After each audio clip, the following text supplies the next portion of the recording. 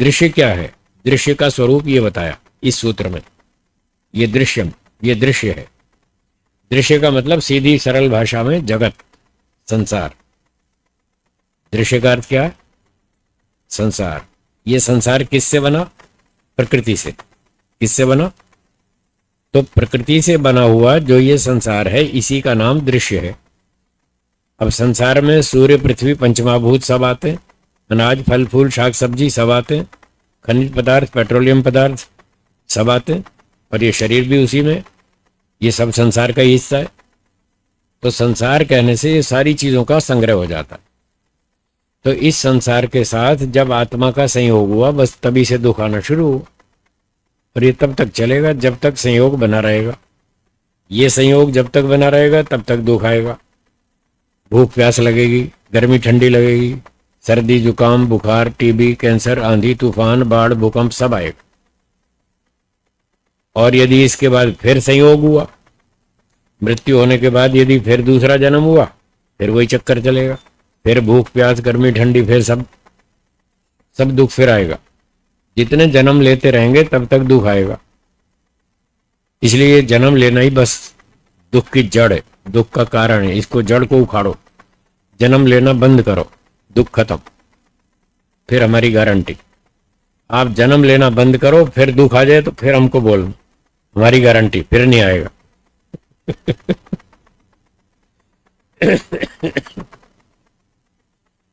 तो दृश्य के बारे में कह रहे हैं। ये दृश्य क्या है? प्रकाश, क्रिया और स्थिति। ये जो लाइट दिख रही है ना, बल्ब की, ट्यूबलाइट की, ये प्रकाश। ये प्रकाश किसका है? सत्वगुण का। हाँ जी, प्रकाश किसका?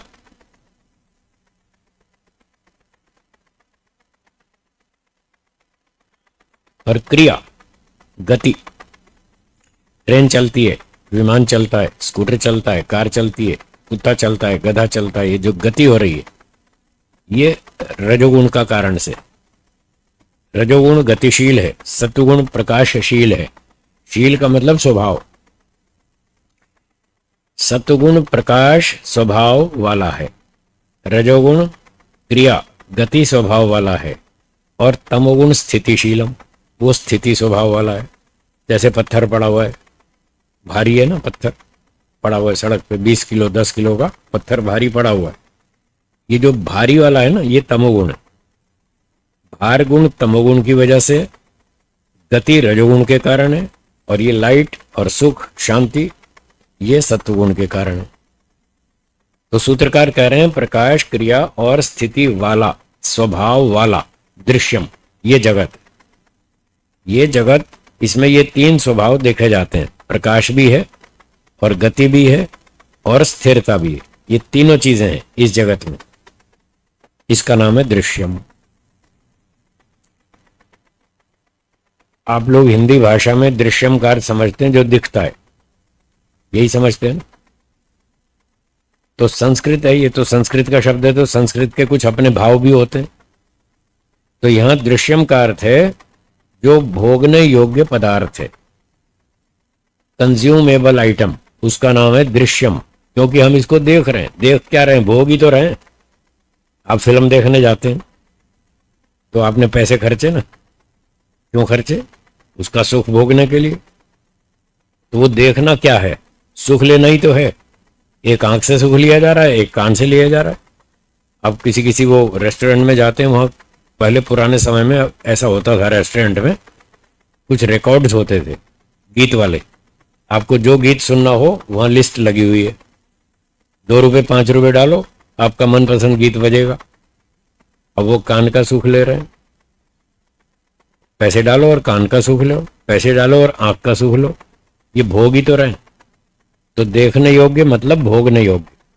ये जो जगत है, सारा संसार, ये दृश्य है, ये देखने योग्य है, भोगने योग्य है, जिसको आत्मा भोगेगा। अब भोगना 2 तरह से होता है। एक तो आपने टमाटर खरीद लिया, सलाद खरीद ली बाजार से, टमाटर ले आए, ककड़ी ले आए, खीरा ले आए हैं, और मूली ले आए, गाजर ले आए। ये आप खाएंगे पिएंगे, इसको यूज करेंगे, इसको भोगेंगे, ये भोग्य है।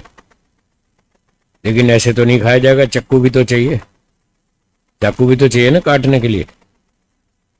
तो चाकू का भी आप इस्तेमाल करेंगे, तो चाकू नहीं आपके पास, चाकू भी खरीदेंगे, कुछ पैसे खर्च करेंगे चाकू खरीदने के लिए, कुछ पैसे खर्च करेंगे टमाटर खरीदने के लिए, खीरा ककड़ी खरीदने के लिए। तो जैसे खीरा ककड़ी का आप उपयोग कर रहे हैं, उपयोग ले रहे हैं, लाभ ले रहे हैं, क्या इस तरह से चाकू का लाभ नहीं ले रहे? ले रहे हैं ना। तो जैसे खीरा ककड़ी वो आपका भोग्य है, चाकू भी आपका भोग्य है। बस चाकू को खाएंगे नहीं, इतनी बात। वो खाने की चीज नहीं है, वो इंस्ट्रूमेंट के तौर पर यूज करेंगे। हर चीज खाई नहीं जाती, अलग अलग तरीके से उसका लाभ लिया जाता। आपने यात्रा के लिए कार ले ली, कार में यात्रा करते, फिर कार में गर्मी लगती थी, आपने सोचा चलो एसी लगवा दे, या एसी वाली कार ले लें। नई कार आपने एसी वाली खरीद ली, तो आप उस कार का लाभ ले रहे हैं कि नहीं ले रहे? कार का भी आप लाभ ले रहे हैं। जिसका लाभ ले रहे हैं वो आपका भोग्य है। अच्छा, कार आपने क्यों खरीदी? ऑफिस पहुंचने के लिए। ऑफिस पहुंचने का वो साधन है कार, तो आप साधन के रूप में भी उसका लाभ ले रहे हैं, और सीधी सीधी कार की ठंडक भी ले रहे हैं एसी चला के। तो आप दोनों तरह से उसको यूज कर रहे हैं। एज एन इंस्ट्रूमेंट ऐसे भी यूज कर रहे हैं, ऑफिस जाने तक के लिए कार का यूज किया, और कार का मजा भी लिया, सवारी भी की, और उसका एसी का ठंडक भी लिया। तो ये जितनी भी चीज़ों को चाहे आप इंस्ट्रूमेंट के तौर पर यूज करते हैं, चाहे वो कंज्यूमेबल आइटम के तौर पर यूज करते हैं, दोनों तरह से यूज करते हैं, वो सारा का सारा दृश्य है। बोलिए, दृश्य समझ में आया? तो जितने आपके रसोई में बर्तन है ये सारे साधन है। चूल्हा है, गैस का है, गैस का चूल्हा है, गैस सिलेंडर है, तवा है, चकला है, बेलन है, थाली है, कटोरी, ये सारे बर्तन, ये सब आपके यूज करने की आइटम है, ये आपका भोग्य है। और एक खाने पीने की आइटम है, वो डब्बे भर रखे हैं दालों के, सारे सब्जियां रखी हैं फ्रिज के अंदर, वो खाने की चीजें, वो भी भोग्य है, और ये फ्रिज भी भोग्य है, सब कुछ भोग्य है। तो इस सूत्र में इस सारे जगत को भोग्य, दृश्यम, इस नाम से बताया। इसमें कुछ चीजें इसी तरह से हैं जैसे मैंने बताया, कुछ तो बर्तन चाकू छुरी की तरह से हैं, थाली प्लेट की तरह, और कुछ खाने की चीजें। अब सूत्र के आगे शब्द देखिए, प्रकाश क्रिया स्थितिशीलम, प्रकाश क्रिया और गति स्थिति स्वभाव वाला, भूत इंद्रियात्मक, भूत और इंद्रिय स्वरूप वाला। आत्मा शब्द का अर्थ होता है स्वरूप। आत्मा शब्द के बहुत अर्थ होते हैं, एक शब्द के अनेक अर्थ होते हैं। डिक्शनरी में लिखा ही, कोई भी शब्दकोश देखिए, उसमें एक एक शब्द के कई कई अर्थ लिखे रहते हैं। तो आत्मा शब्द है, इसके भी कई अर्थ हैं। कहीं आत्मा का अर्थ जीवात्मा है, कहीं आत्मा का अर्थ परमात्मा है, कहीं आत्मा का अर्थ शरीर भी है, और कहीं आत्मा का अर्थ स्वरूप भी है। जैसे किसी ने प्रवचन दिया और उसमें खंडन ज्यादा कर दिया, बुराइयों का, बुरी बातों का खंडन ज्यादा कर दिया, तो लोग कहते हैं इसका प्रवचन खंडनात्मक है। सुनाए शब्द खंडनात्मक, खंडन स्वरूप वाला। खंडन है स्वरूप जिसका, वो है खंडनात्मक। और एक व्यक्ति ने मंडन ज्यादा किया, खंडन 10-5% किया, 90% मंडन किया। भाई अच्छी काम बताओ, अच्छी अच्छी बातें बताई, अच्छा काम करो, ये करो, ये करो, ये करो। उसका प्रवचन मंडनात्मक है, उसमें मंडन स्वरूप है, ठीक है ना, पुष्टि ज्यादा की।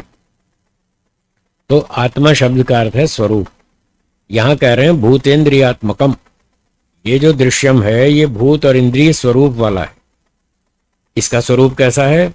10 तो भूत हैं और 13 इंद्रियां हैं, ये टोटल 23 पदार्थ मिलकर के दृश्य कहलाता है।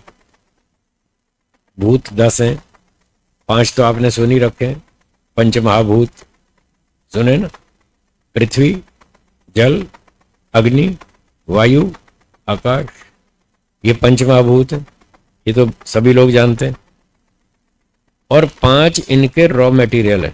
इन 5 भूतों का जो रॉ मटेरियल है उसका नाम है सूक्ष्म भूत, इनका नाम है स्थूल भूत। पृथ्वी, जल, अग्नि, वायु, आकाश, ये हैं स्थूल भूत। और इनका जो उपादान कारण है, कच्चा माल जिससे ये बनाए गए थे, उस रॉ मटेरियल का नाम है सूक्ष्म भूत। वो सूक्ष्म तत्व है, उनके नाम है गंध तन्मात्रा। बोलिए, उसको तन्मात्रा भी कहते हैं, सूक्ष्म भूत भी कहते हैं, तन्मात्रा भी कहते हैं, दोनों नाम है उसके।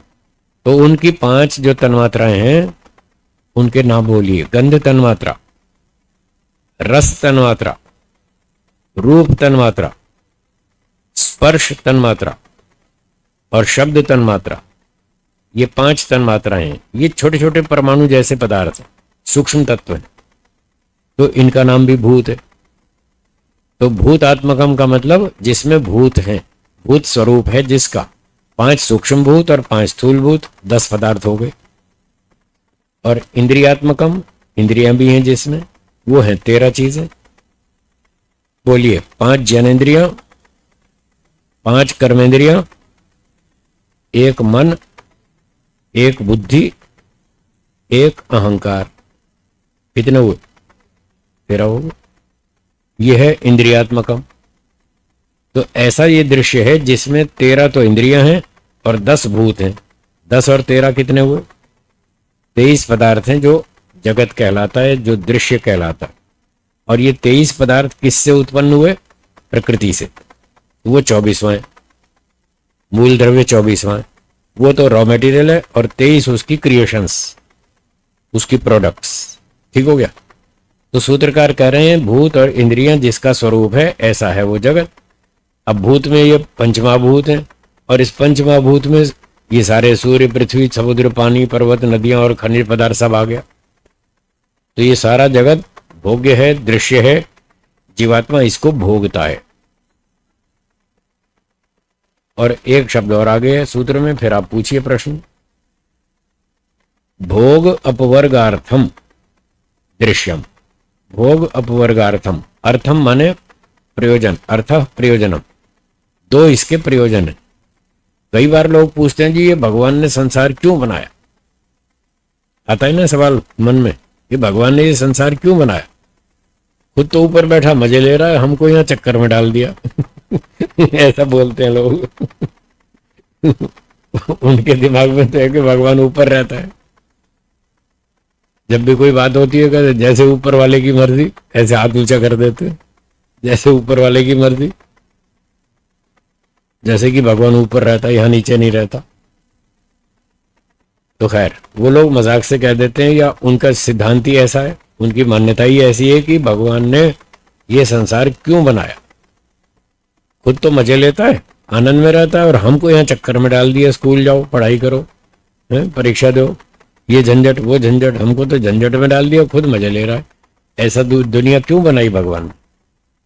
तो ये उस प्रश्न का उत्तर है। ये 2 कारण हैं जिन कारणों से ईश्वर ने ये संसार बनाया। एक कारण है भोग और दूसरा है अपवर्ग। भोग का मतलब पिछले कर्मों का फल भोगना। भोग का मतलब मलाई का मजा लेना नहीं है। आइसक्रीम का मजा लेना नहीं है। ये तो लोगों ने इसका मिसयूज कर लिया, दुरुपयोग कर लिया, ये गलत अर्थ बना दिया इसका। भोग का अर्थ ये नहीं था। सूत्रकार जो बात कहना चाहता है वो ये कहना चाहता है, अपने पिछले कर्मों का फल भोगो। आपको मनुष्य का शरीर दिया, ये जाती है, फिर 70-80 साल आयु दे दी जीने के लिए टाइम, ये आयु है। और खाने पीने के लिए दाल, रोटी, सब्जी, खीर, पूरी, हलवा, और रहने को मकान और बढ़िया गाड़ी और सारी सुविधाएं, ये आपका भोग है। तो जातीयायु भोग, ये जो जगत के पदार्थ हैं, ये हमारे कर्मों का फल है, जो हमने पिछली सृष्टि में कर्म किए थे। कब किए थे? और वो बच गए थे, प्रलय आ गई, कर्म बच गए, वो प्रलय हो गई तो फल नहीं भोग पाए, उसका पेंडिंग था। उन बचे हुए कर्मों का फल भुगवाने के लिए ईश्वर ने ये नई सृष्टि बनाई। ये है भोग शब्द का अर्थ। पिछला कर्म फल भोगो। आपके अच्छे कर्म थे तो आपको मनुष्य बना दिया, जिनके अच्छे नहीं थे उनको सुअर कुत्ता बना दिया, सांप बिच्छू बना दिया, भेड़िया बना दिया, बकरी बना दिया, किसी को व्हेल मछली बना दिया, किसी को शार्क बना दिया। वो अपना कर्म फल भोग रहे। तो यदि ईश्वर सृष्टि न बनाता तो सब जीवात्माएं अपने कर्मों का फल कैसे भोगती, ताकि वो अपना कर्म फल भोग सकें। इस पर्पज से ईश्वर ने सृष्टि बनाई। एक तो ये कारण था, और दूसरा ये था कि अब जिन लोगों ने अच्छे कर्म किए थे उनको मनुष्य का शरीर दिया, मनुष्य वाला जाति आयु भोग दिया, अच्छा अच्छा बढ़िया बढ़िया, खूब अच्छी बढ़िया बुद्धि दी, अच्छे अच्छे माता पिता दिए, अच्छे विद्वान गुरुजन दिए, अच्छे अच्छे सत्संग के अवसर दिए। तो जिनको ये अच्छी सुविधाएं मिली पिछले कर्मों के फल से, तो वो अब इन सुविधाओं का क्या करें? What is the use? अब क्या लाभ उठाए इससे? तो अब क्या करना है? अब नए अच्छे अच्छे कर्म करके मोक्ष प्राप्त करें। इस पर्पज से ईश्वर ने सृष्टि बनाई। अगर ईश्वर सृष्टि नहीं बनाता तो कोई हम में से मोक्ष भी प्राप्त नहीं कर पाता। कैसे करेंगे? समाधि लगाएंगे तभी मोक्ष होगा, और समाधि लगाने के लिए शरीर चाहिए, खाना पीना चाहिए, तब तो समाधि लगेगी, तभी अविद्या का नाश होगा। तो ये दो कारण थे जिन कारणों से ईश्वर ने संसार को बनाया। हाँ, पहला क्या बताया? कौन सा कारण? पिछले कर्मों का फल भोगना, ये भोग शब्द का अर्थ।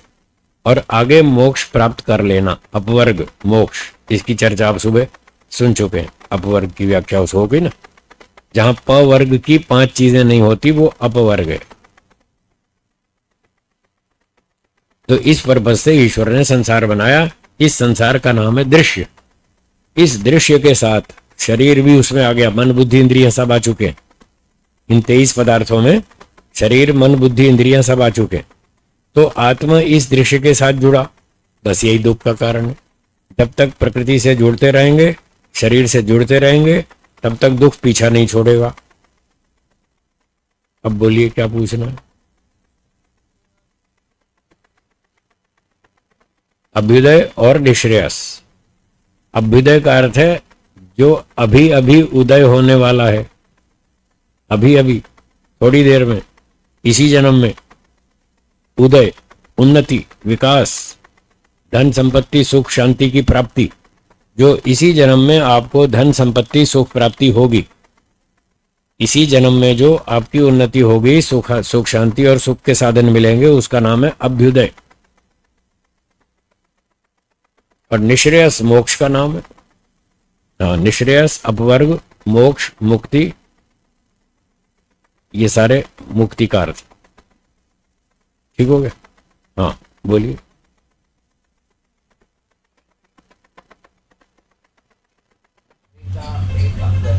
कौन? बुद्धि अंग है उसका। ठीक है, सूक्ष्म शरीर का अंग है। 13 में से एक बुद्धि है।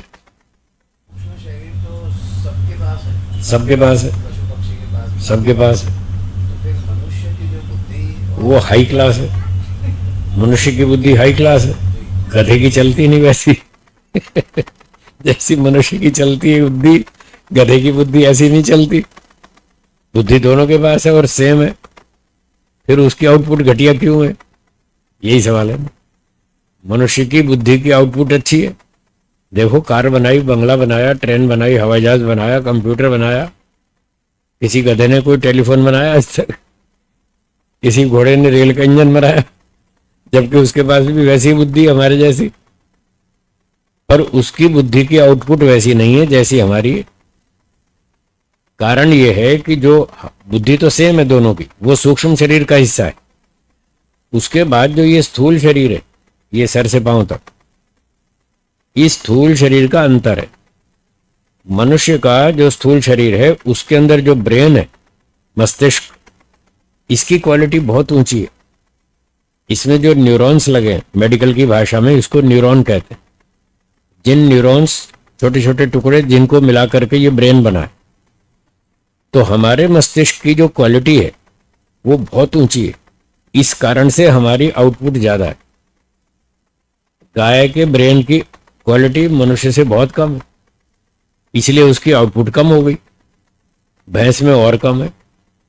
तो गाय में और भैंस की बुद्धि में भी आपको अंतर दिखता है ना?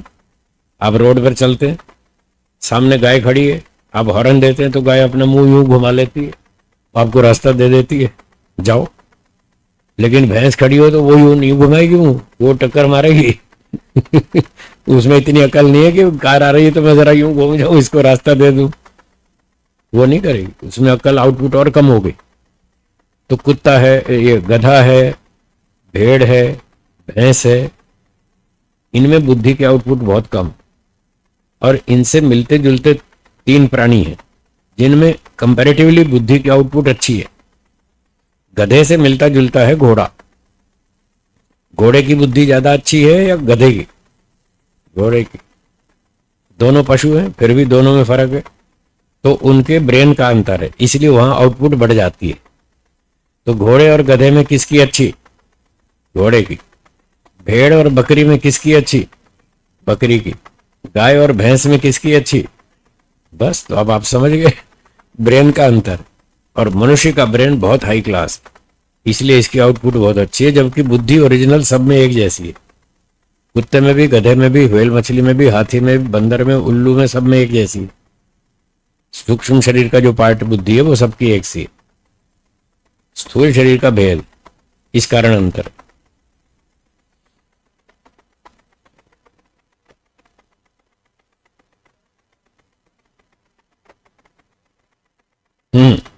ठीक है, ठीक है। हाँ, लाभ ले रहे हैं ना। हाँ, ये भी भोगना ही है।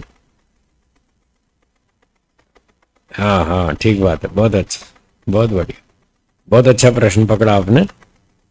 आप मेरी बातें सुन रहे हैं, सुन भी रहे हैं, मुझे देख भी रहे हैं। तो जब आप रसगुल्ला देख रहे हैं और खा रहे हैं, सूंघ रहे हैं, सुन रहे हैं, और फिल्म देख रहे हैं और गीत गाने सुन रहे हैं, आप इस जगत को भोग रहे हैं। तो मुझे भी आप इसी तरह से देख रहे हैं, सुन रहे हैं, तो आपको लगता है जैसे आप मुझे भी भोग रहे हैं, पर आप मुझे नहीं भोग रहे हैं। मुझ में और जगत में अंतर है। आप जो मेरी बातें सुन रहे हैं, क्या सुन रहे हैं? मेरे शब्दों को सुन रहे हैं। बहुत सारी चीजें, अभी चुपचाप सुनते रहना। हाँ, जब तक मैं नहीं कहूं तब तक नहीं बोलना बीच में नहीं बोलना।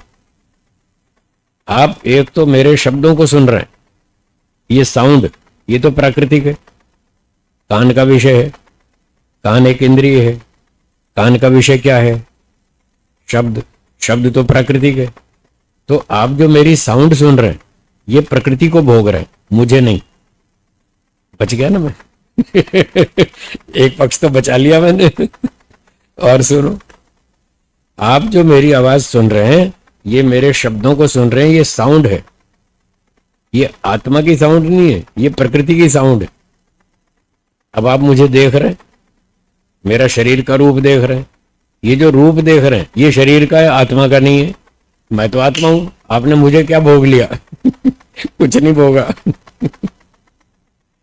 अभी तक आपने मुझे कुछ नहीं भोगा। मैं आत्मा हूं, ध्यान रखना। आप मुझे आत्मा को नहीं देख रहे। एक तो मेरे शरीर को देख रहे हैं, शरीर तो प्रकृति है। आप शरीर का रूप देखकर खुश हो रहे हैं, तो ये तो प्रकृति का भोग कर रहे हैं आप। ये बहुत इंपॉर्टेंट बात है, बहुत गहरी बात है। अगर ये बात आपकी समझ में आई तो आपको तत्व ज्ञान हो जाएगा। बहुत बढ़िया काम की चीज है, इसको याद करिएगा, नोट करिएगा। तो हम जो एक दूसरे को देखते हैं, सुनते हैं, उसकी बातें सुनते हैं, हम उस व्यक्ति को नहीं भोग रहे। अभी भी हम प्रकृति को ही भोग रहे हैं, और अविद्या के कारण हम समझते हैं कि हम इस व्यक्ति को भोग रहे हैं। तो आप शब्द को सुन रहे हैं, ये प्रकृति का भोग है। शब्द तो प्रकृति। आप रूप को देख रहे हैं, रूप के सुख का सेवन कर रहे हैं, ये रूप भी प्रकृति है। प्रकृति जड़ शरीर, इस शरीर का रूप देख रहे हैं, आत्मा का तो रूप है ही नहीं। ना आत्मा में ध्वनि है, तो ना तो मैं आत्मा हूं, ना तो आप मेरी ध्वनि को सुन सकते, ना मुझ में रूप है, आप मेरा रूप भी नहीं देख सकते। इसलिए आप अब तक तो मुझे नहीं भोग पाए, जितना मैंने व्याख्यान किया। बस एक बात है, आप मेरे ज्ञान का लाभ ले सकते हैं। ये मेरा गुण है, ज्ञान। हाँ जी, क्या बोला? ज्ञान गुण चेतन आत्मा का है, वो आप मेरे ज्ञान का लाभ ले रहे हैं। ये एक बात बची। अब इसका उत्तर सुनो। जो आप मेरे ज्ञान का लाभ ले रहे हैं, वो ज्ञान मेरा नहीं है वो भी मेरा नहीं है वो ईश्वर से ले रखा है। शब्द प्रकृति से ले रखा है, रूप प्रकृति से ले रखा है, ज्ञान ईश्वर से ले रखा है। मेरा क्या भोगा बताओ। आपने मेरा कुछ नहीं भोगा। इसलिए कह रहा था आप मुझे नहीं भोग सकते, आप जड़ को ही भोग सकते, जड़ वस्तु का ही भोग कर सकते। बोलिए बोलिए, पूछो पूछो, कहिए। मैं किस काम का हूं? हाँ, ये बढ़िया बढ़िया सवाल है। जब मैं आपका कुछ भोग ही नहीं रहा तो आप किस काम के? मैं इस काम का हूं, इसीलिए आप मुझे दिल्ली से यहां तक बुलाते हैं। मैं कुछ काम का हूं। मैं कुछ काम का हूं, इसलिए आप बार बार बुलाते हैं कि गुरुजी आओ हमको सुनाओ। मेरे पास जो ज्ञान है वो ज्ञान मेरा नहीं है, ये ठीक है, ईश्वर का है। सब सत्य विद्याओं का आदि मूल परमेश्वर है, तो ज्ञान सारा परमेश्वर का है। मैं सिर्फ उसको क्या कहते हैं, उसका मैं, हाँ कंडक्टर कह दूं, कंडक्टर, पोस्टमैन, डिलीवरी मैन कह दो। वो ज्ञान मैं अपने अंदर धारण कर लेता हूं, ईश्वर के ज्ञान को मैंने धारण कर रखा है और वो ज्ञान मैं आप तक प्रस्तुत कर रहा हूं। मैं तो ईश्वर के ज्ञान का प्रस्तोता हूं। बस इसीलिए मैं आपके काम का हूं। इसलिए आप मुझे बुलाते हैं, आओ जी आओ गुरु जी सुनाओ। तो मेरा इतना ही रोल है, सिर्फ मैं ईश्वर के ज्ञान का प्रस्तोता हूं, इसलिए आप मुझे बुलाते हैं और मुझसे लाभ उठाते हैं। उठाओ, अच्छी बात है, बहुत काम का हूं। सही बात है। जो समझता है उसके लिए काम का हूं, जो नहीं समझता उसके लिए ठीक है। हाँ जी बोलिए।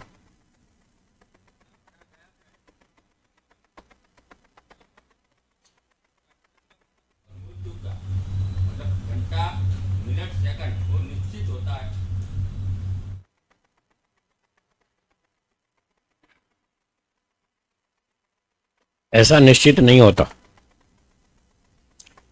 मनुष्य के मरने का घंटा, समय, सेकंड कोई निश्चित नहीं होता। कोई भी व्यक्ति कभी भी कहीं भी मर सकता है, कभी भी चोट खा सकता है, एक्सीडेंट हो सकता है। मरने का दिन, कोई समय, स्थान भी कोई निश्चित नहीं। अगर निश्चित होता तो सड़क पर ये नहीं लिखते सावधानी से चलें। वहां क्यों लिखा है सावधानी से चलें? सावधानी हटी और दुर्घटना घटी, दुर्घटना से देर भली, ये क्यों लिखा है? अगर मरने का दिन निश्चित है तो सावधानी की जरूरत क्या है? मौत आएगी तो मरेंगे ना, जब आई नहीं तो क्यों मरेंगे? हैं? हाँ ठीक है। हाँ, पालन करता है। ठीक है, ठीक है, ठीक है। 100 साल तब होनी चाहिए जब खाना पीना अनुकूल हो, वेदानुकूल हो। खाना पीना सारा, खाना पीना वेद विरुद्ध है, आपको पता नहीं है। सुनो मैं बताता हूं, अब सुनो, अब बोल लिया आप, अब मेरी बात सुनो। आज जो खाना पीना मिलता है बाजार में, जो गेहूं मिलता है, जो चावल मिलता है, जो अनाज मिलता है, जो सब्जियां मिलती हैं, उसमें कितना जहर भरा हुआ है। फर्टिलाइजर है कि नहीं? ऊपर इंसेक्टिसाइड्स छिड़कते हैं कि नहीं? तो इतना जहर खाएगा तो कहां 100 साल जिएगा। इसलिए कम हो गई आयु।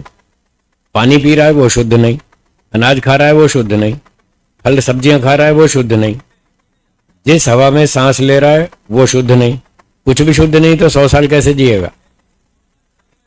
वो, उसको भी वही खाने को मिलता है, वो भी यही खाता है, वो भी यही बाजार का ही सामान खाता है।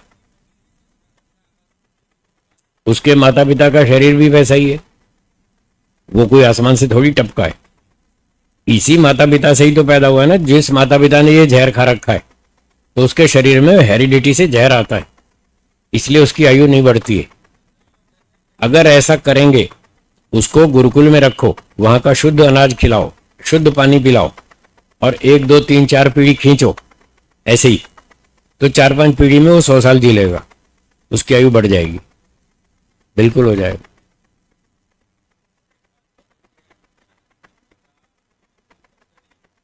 हम्म। आनंद शब्द का इक्विलेंट, विरुद्ध। हाँ, विलोम, विलोम शब्द है, है दुख है। दुख जो है वो आनंद का विरोधी शब्द है। वो टीवी वाले प्रामाणिक नहीं है। हम वेद को प्रमाण मानते हैं और ऋषियों को। ऋषियों ने सुख और आनंद को पर्यायवाची शब्द माना है। सुख और आनंद दोनों को इक्विवेलेंट माना है। महर्षि दयानंद जी ने इक्विवेलेंट माना है। तो जब सुख का विरोधी दुख है तो आनंद का विरोधी भी दुख हुआ। वो दोनों समानार्थक हैं, सुख और आनंद। इसलिए आनंद का विरोधी दुख माना जाता है।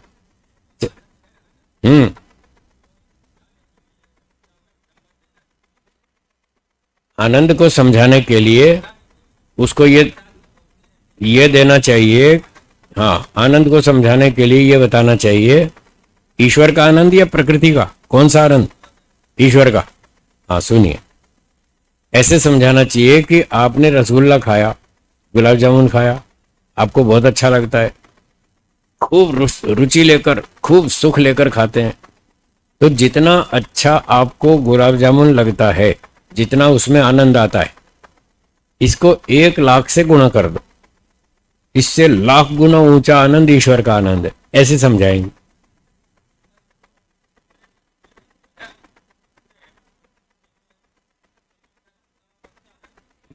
यही तो बता रहा हूं, ईश्वर का आनंद इससे लाख गुना ऊंचा है।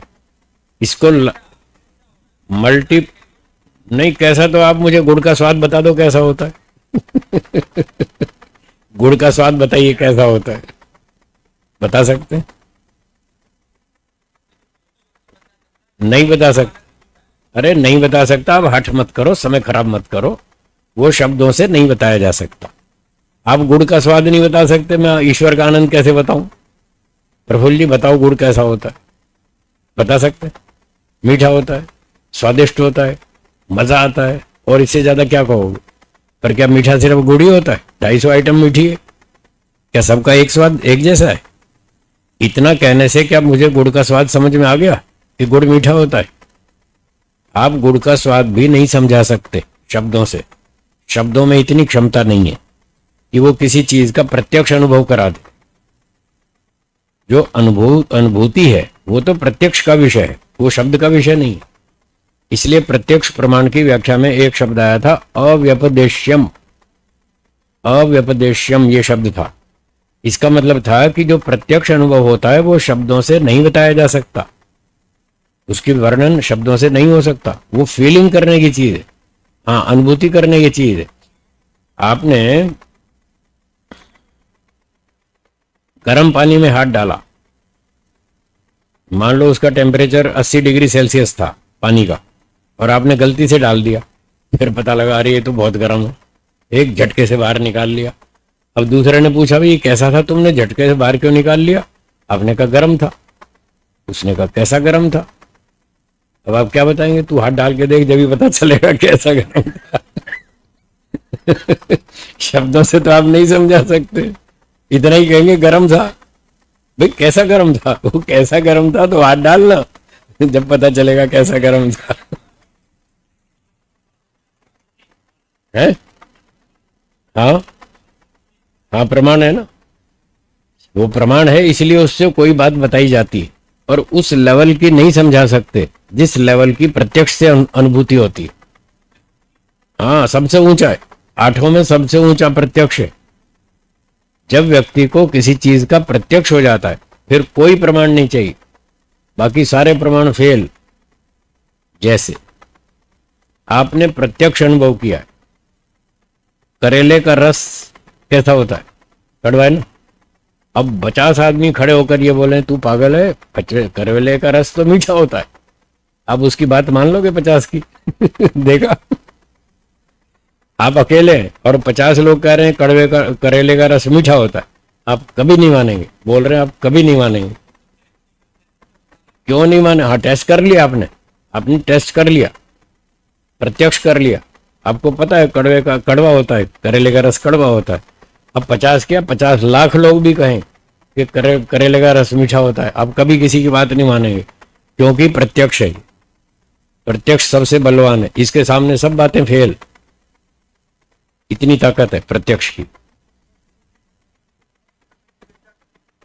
आनंद को प्राप्त करने के लिए कौन सा आनंद, प्रकृति वाला या ईश्वर वाला? ईश्वर वाला आनंद प्राप्त करना है, समाधि लगाओ। हाँ, अष्टांग योग करो, समाधि लगाओ, मिलेगा, बिल्कुल मिलेगा। हाँ जी, दृश्यम आ गया समझ में? हाँ, तो 10 तो भूत हो गए और 13 इंद्रियां, इतने का नाम दृश्यम है। और भोग और अपवर्ग इस 2 पर्पज से बनाया गया। तो आगे हमें इस जगत का लाभ लेकर मोक्ष तक जाना है। शरीर, मन, इंद्रियां, बुद्धि, भोजन, वस्त्र, मकान, मोटर गाड़ी, स्कूटर, कार, ट्रेन, हवाई जहाज, इन सब चीजों का लाभ लेना है। ये मोक्ष प्राप्ति के साधन है। इदम दृश्यम अपवर्गार्थम अस्ति। मोक्ष प्राप्ति के लिए, मलाई का मजा लेने के लिए नहीं है। हाँ, भौतिक सुख लेने के लिए नहीं है। ये मोक्ष प्राप्ति के लिए बनाया ईश्वर ने। पर लोग मोक्ष को समझते नहीं, जानते नहीं, वो भटके हुए। वो कोई मलाई में डूबा है, कोई रसगुल्ले में डूबा है, कोई फैशन में डूबा है, कोई आभूषण में डूबा है, कोई कहाँ डूबा है, कोई कहाँ डूबा है। तो ये सब भटके हुए लोग। इस भटकाव से बचना है और लक्ष्य को समझना है कि मोक्ष हमारा लक्ष्य है। यही साधन हमको भटका भी देगा, फंसा भी देगा, और यही साधन हमको मोक्ष तक भी ले जाएगा। तो ये साधन है हमारे मोक्ष प्राप्ति के, इनका ठीक ठीक उपयोग करें जी। दयालु है कि जीवों को जब तक मोक्ष नहीं मिलता है। जी हाँ, ईश्वर बहुत दयालु है। तब तक आपको जन्म देगा जब तक आपका मोक्ष नहीं हो जाए। आप 10 करोड़ जन्म लो या 10 अरब लो, तब तक देगा। उसके भंडारे में कोई कमी नहीं है। आप जितने चाहोगे उतने देगा। ठीक है।